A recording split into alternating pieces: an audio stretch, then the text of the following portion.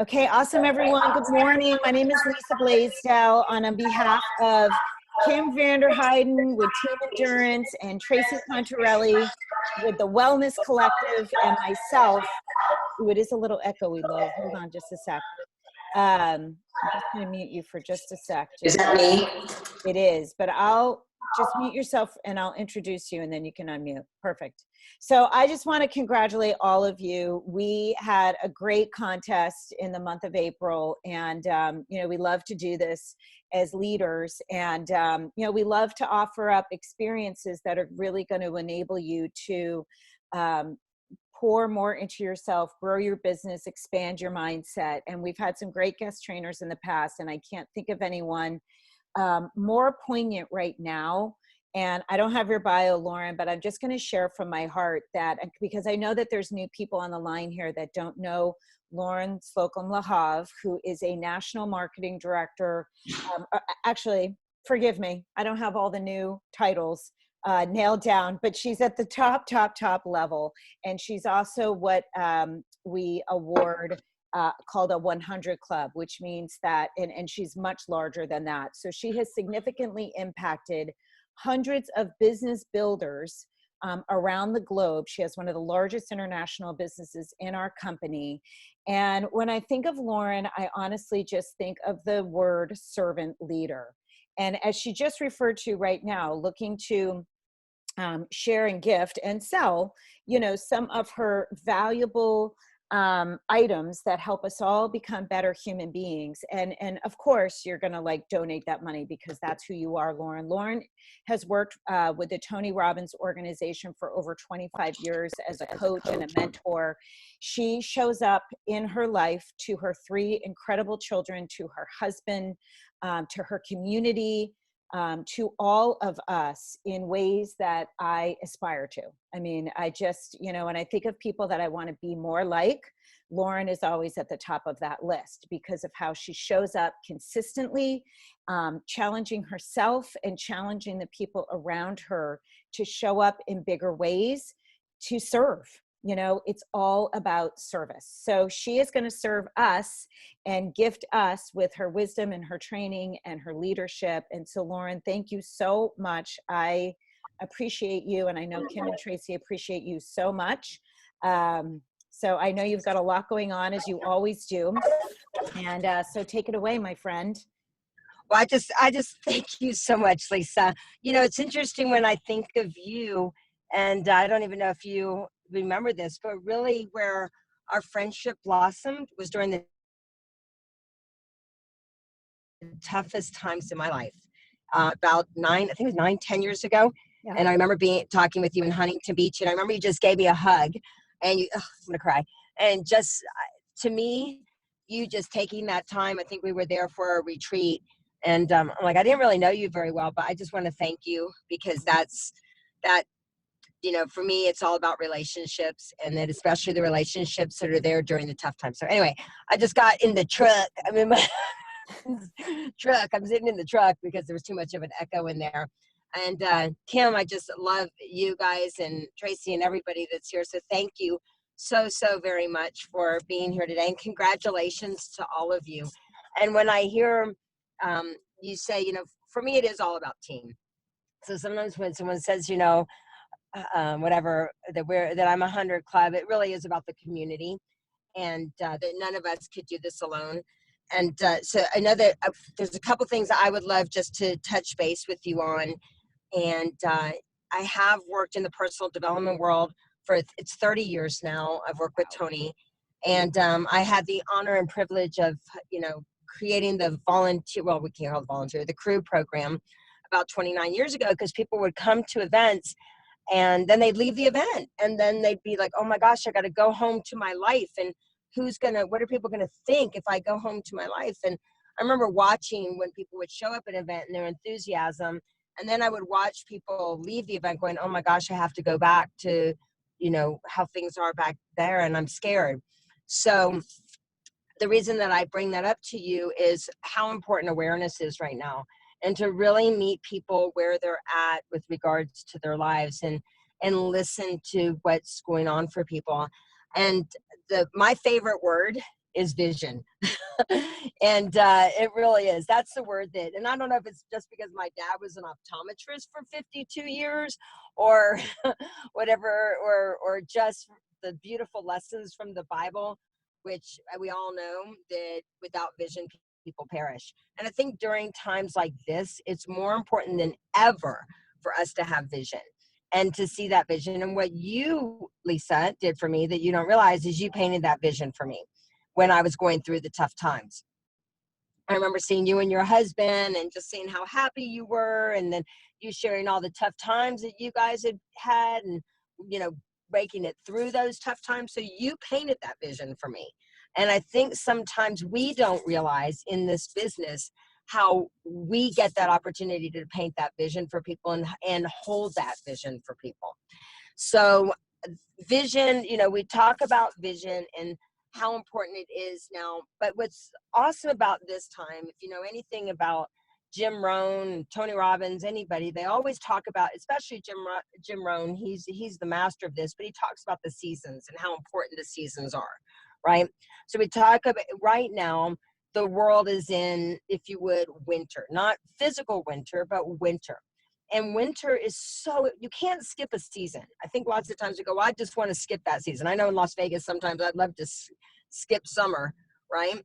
But there's a reason why summer happens. And we know that following, no matter what, following summer, there always comes the fall, right? And following fall, we know there always comes winter. And following winter, there always comes springs. So you need the seasons. We all have seasons in our relationships, in our friendships, and, you know, in business. And now with regards to the world, it's in winter, which winter is beautiful though.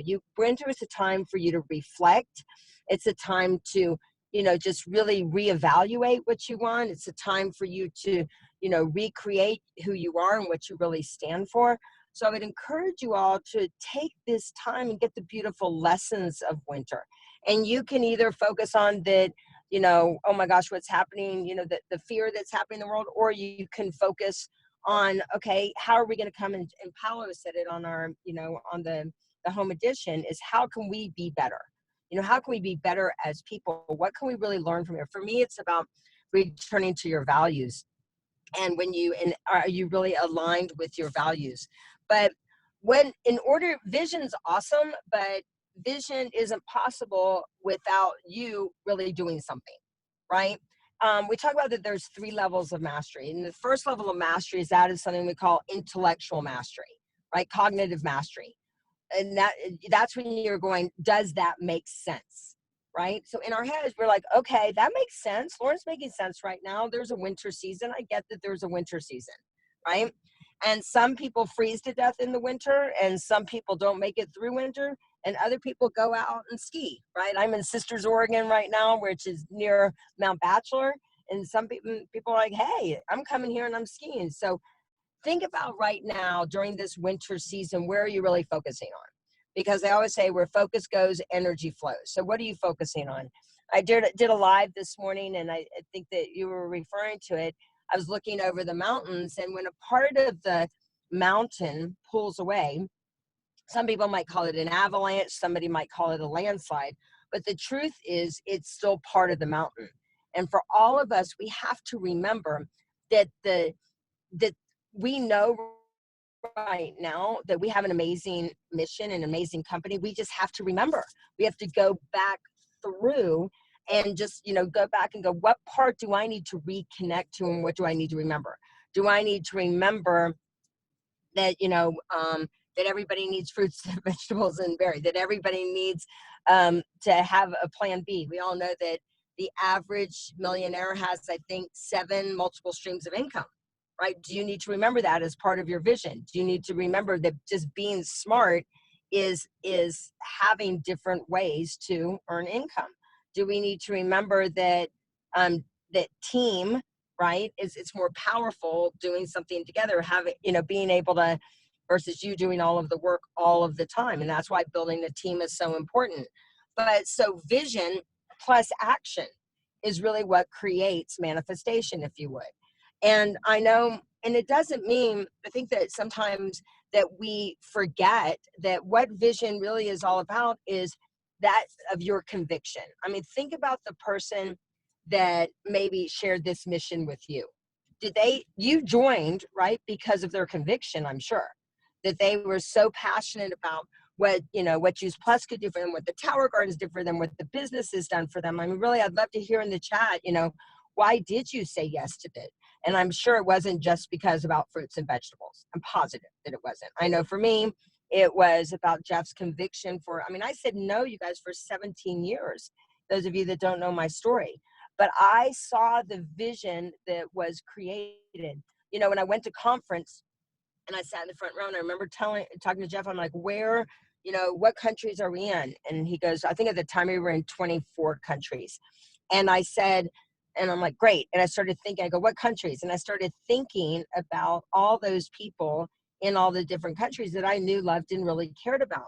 So I want you to really think today, vision-wise, how many of you have friends that you would love that they would be able to pay their mortgage, pay all of their bills, take a vacation, and be able to pay cash for it and not have to have credit card debt? Who has friends like that? Who has friends like that?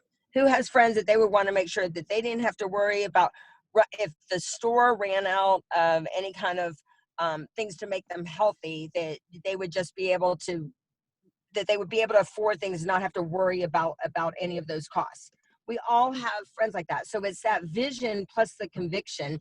And the other great important thing about vision and that of an extraordinary leader is that you have to have, and this might sound a little crazy to you, but I am a little crazy, is that you have to have unreal expectations, right? You have to have that feeling where people go, you're crazy for thinking that, right? They say, what's really the path to, to success is like, Cheryl always says it. She goes, you imagine that there's a long line of people all the way to infinity. They say, they're not interested. Thanks very much. Move on out of the way. Thanks very much. Move on out of the way.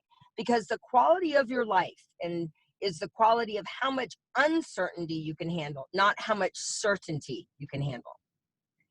The quality of your life, once again, is how much uncertainty you can handle versus how much uncertainty. And we all know this, that the growth always happens during the tough times. So from that becomes your rocket fuel for yourself. That becomes that conviction. That's why there's so much conviction that comes out of people with big vision, because they've been through tough times and they know, because of their vision, they can see things on the other side, right?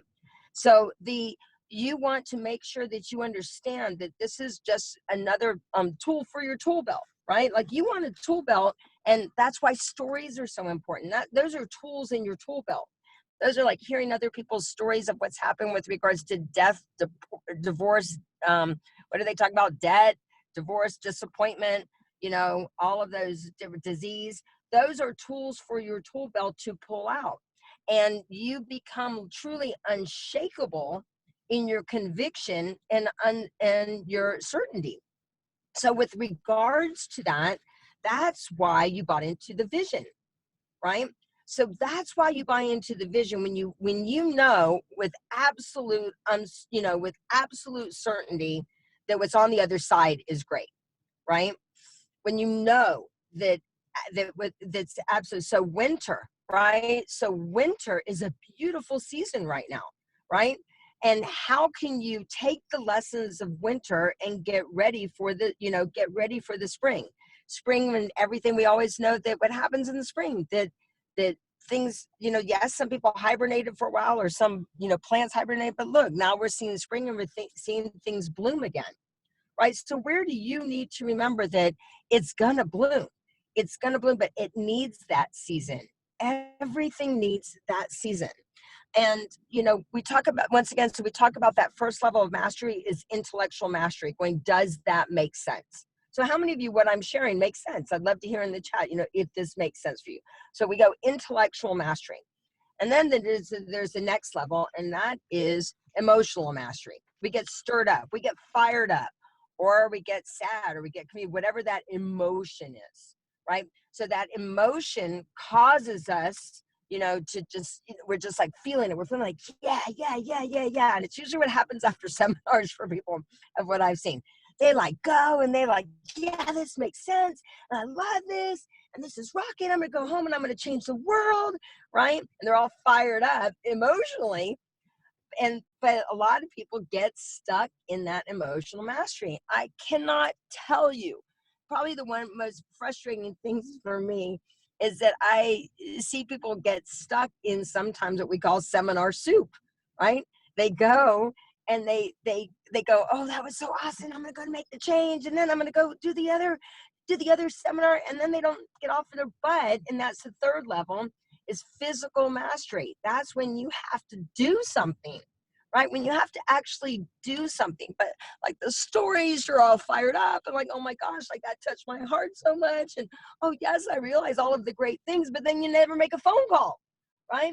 You never call those people that you said that you were going to do. I'm not saying you. I'm just saying for a lot of people, we get stuck in the level, in that second level of mastery, which is emotional mastery. Now, once again, all three levels are important, just like the seasons, right? All three levels are important, that you want to make sure that it makes sense, or our research, or, the results, that it's bioavailable, that the business, that you can do it from anywhere. That makes sense.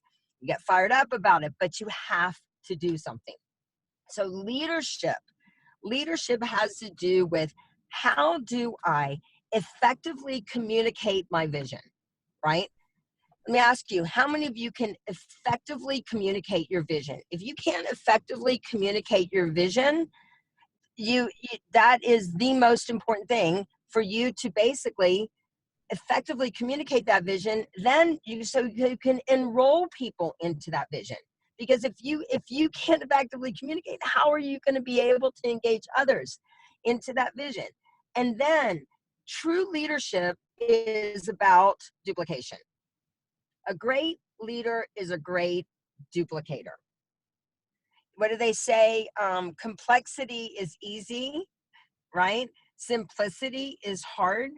That's why using the resources, there's so many videos out there. There's so many Zoom calls. There's so many this, that. Be careful in the complexity, because that's easy. Complexity is easy. Simplicity is difficult. Great leaders are great duplicators. And I'll use an example with this. I hope this is helpful for you guys. And let me know that you're getting some value with regards to this, because I can't see you with regards to it. But the example that I'll use for is, my husband was in the special forces in the Israeli army. And he shared, there's a movie about his unit, and it was 20 years after my husband was in the unit. Well, they made sure that everybody understood if they were ever attacked, of what to do if the troop was attacked in any kind of way. Everybody knew exactly what to do. Everybody followed the same system, right? So they were hit by a missile. The first in command was taken out. Second in command was taken out. Third in command was taken out. Fourth in command was taken out. Fifth in command was taken out. The sixth in command was the kid that oversaw the radios. There were 25 other kids, but because he knew what to do and how to follow the system and had the vision of what to do in the good, during those times, he was able to get 25 other young boys out to safety, right? So I think lots of times I know for me, I'm a very creative person, as we know. Yet I remember going to Jeff and Cheryl, and I'm just tell me what I need to do. Just tell me what I need to do, and I'll do it. Like I was running the thing for the cards, and I said to the girl, I go, I just tell me what I need to do. And I said, if you tell me what I need to do, I'll do it. Now, why that's so important is that we must, as leaders, to hold a vision, we must be willing to do three things. And those three things are, and I'm allowed, she let me wear my boots today. I asked Linda if I can, Lisa, if I could kick you in the butt and if I could hug you at the same time. And she said I could do both. So no, my intention is good. The first thing that you have to do the first thing you have to do is you must get over it. Whatever reasons you said you couldn't do it in the past, whatever excuses that you've had, whatever that it is, you got to get over it. Because, you know, I'm sitting here, like I said, in the truck, and one of my favorite quotes is, don't let your rear view mirror be your guide. And Gary Vee said something wonderful. Some guy stood up in the audience when I was emceeing an event, and he goes, Gary Vee, I just love you. You're amazing. Like, I follow you. You're the best thing since sliced bread. And Gary Vee, he just looked and he goes, thank you. He goes, but you guys, I don't hear the good and I don't even hear the bad. He goes, I just stay focused on my vision and what my outcome is. So we have to be careful that we don't just let the past of what's happened. As a leader, it's responsible. What are we doing right now? Like, it's great of what we've created in the past, and it's great of all of those things, but what are you doing right now in the present? What are you doing right now? Are you putting on a new team? Are you sharing the vision? Are you doing all of the stuff that we need to do to grow the vision and to help more people? Because we all know that we have only scratched the surface with regards to this. So the first thing is, one, you got to get over it. Two, like I said, whatever things that have been holding you back, whatever excuses, whatever that you've got. The second thing that you must do is that you must be willing to be coached and to coach people with rapport, meaning ask really great questions of them. Don't just offer coaching to people if you don't ask the great questions to help them get to where they need to go. And the third thing is, and this is the most important one, we say it lots of different ways. There is no new information. I hate to tell you guys. There's no new information. I love when people, say there's no new information. It's packaged differently. It's packaged differently through a story. It's packaged differently through how that people do that. But the third and most important thing is you must be willing to participate in your own rescue. Now, what Lisa and, Tracy and Kim have given you is a resource, another resource. So what that means is there's going to be times that you're going to be thrown out of, let's just say we're whitewater rafting. There's going to be times that you're going to be thrown out of the boat, right? Anybody been whitewater rafting? There's going to be time that you're going to be thrown out of that boat. And what's going to happen is that means things in your business are going to go astray. People are going to leave. Customers might cancel. Somebody might go through a challenge. That's going to happen. That means you're going to be thrown out of the lifeboat. You're going to be thrown out of the boat at a time. And people are going to throw you some life preservers. They're going to throw you they're going to say, try this, do this. Your job is to swim quickly, get that life preserver, right? Get those resources that are available, such as this call and I love, I said, my husband was like, what are you doing? I go, I'm a prize today, I go, I'm a resource, right? So they're going to throw you their life preservers, right? Like there's other people who could have taken advantage of this life preserver that they put out there, but maybe just in it. And so it's to throw you that life preserver, but guess what your job is? Not just to get that life preserver. What's your job? Anybody know what your job is after that? To get back in the boat, because guess what? Other people need you with regards to that. So you've got to you want to get that life preserver, you want to grab it, you now have it as a resource, but your job is to get back in the boat. That means be careful not to slip into management mode, right? But that you want to make sure that you're back in there, that you're still sharing the product, that you're still sharing, our amazing profession, to all of those different things that you need to do. So one, whatever that it is, decide today, you're going to create that vision, right? Like, I can't even believe, if I were to look at my life now, and it's really interesting. If I were to look, I started Juice Plus when my son was 11 years old. He's now 24. He met his fiance through Juice Plus. He said, Mom, had you not done this and I had not done that, and you had not, and he was supposed to go to Cabo with his buddies for a spring break. And I go, why didn't you go to Cabo that time? And he goes, Mom, you don't remember? And I'm like, no. He goes, I didn't go to Cabo that time. And you said, and you had just gone 100 Club in Phoenix. And so the team had gone 100 Club, and I decided that, you know what, I want to do the business. So I think that the biggest thing for all of us to remember is we need to be the heroes that our kids seek in the world. And he goes, and Mom, because your team 100 Club, the team 100 Club, I went to Phoenix. I didn't go to Cabo. And then I decided to go to Australia, and that's where I met Danielle, and we decided to do Juice Plus, and that's why we're married today. So vision, and painting that vision now. I mean, sit down and, you know, you might have to, your vision might have been something for the beginning of 2020. It's okay to reset, you guys. It's okay to set a new vision, right? You just don't know where it's going to take you. Like, I'm sitting here going, oh my gosh, my husband, I'm like, oh my God, are we moving to Sisters, Oregon? I'm like, is that what he's thinking with regards to the thing? So the vision might, you know, the way things might be done might be different, but you've got to hold that vision. People are counting on you for that vision. Who's the best example of it? Jesus, right? Moses, 40 years in a desert. What kind of vision do you need to have as a leader? What kind of vision do you need to have as a leader to let people know that it's gonna happen? What do they say? It's not always easy, but it's always worth it. One of my favorite quotes is by a guy named Art Bird, and he said that the difficult takes time,